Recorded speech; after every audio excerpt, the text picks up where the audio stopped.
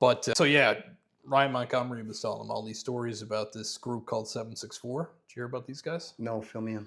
So Roblox, which is like the biggest kids game in the world. Okay. So like, and they're like, Of course they are. they convinced one guy to commit suicide on video while they're all, you can hear them on the chat watching this fucking thing, right?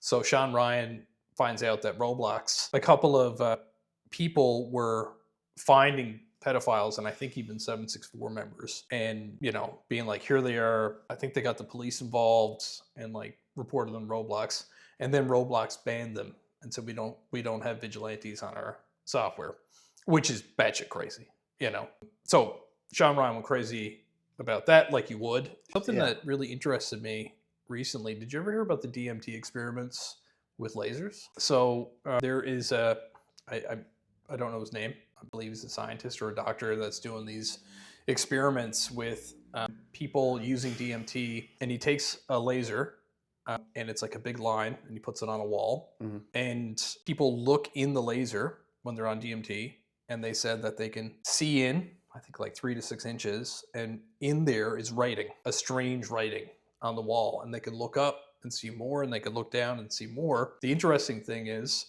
he did this on 100 or 200 people. They all seen the writing, and he had people do it together, and they could both see the writing, and it was the same writing. What were they reading? It was like code of like a different language from the way it was described. It was just like lines of code on a wall.